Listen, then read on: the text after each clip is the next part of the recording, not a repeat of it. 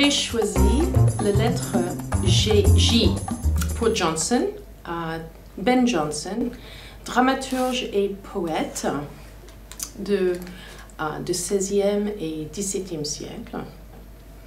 En France, on connaît Ben Jonson plutôt pour avoir écrit Volpone.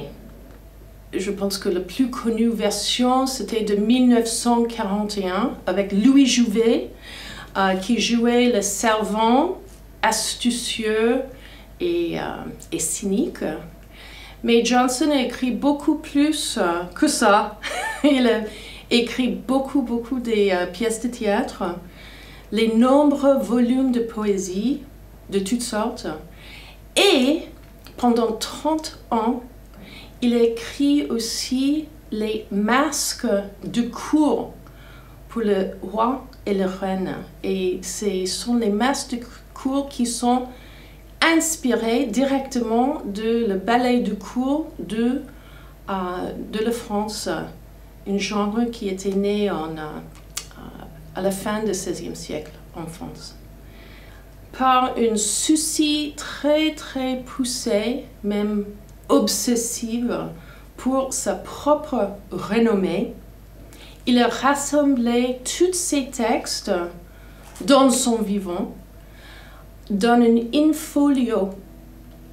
Et la chose qui était vraiment inédite, c'est qu'il a rassemblé tous ses textes, pas seulement les poèmes, mais aussi les pièces de théâtre et les masques qui sont ou qui étaient censés être éphémères.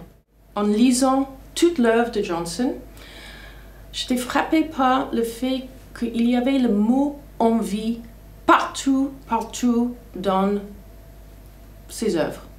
Le mot envie ou les références à les versions iconographiques de l'envie à l'époque, ça veut dire la méduse et le gorgone.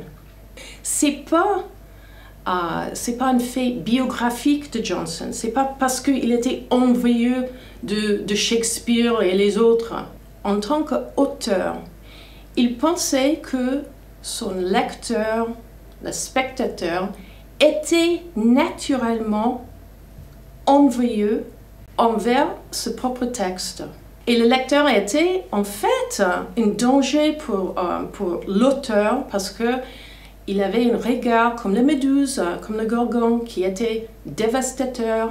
Il a les stratégies pour parer à ce regard, anticiper toujours la réponse de ce regard, de l'acteur.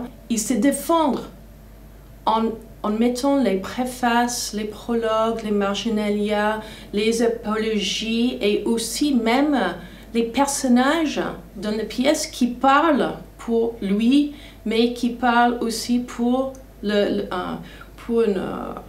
vision opposée des autres.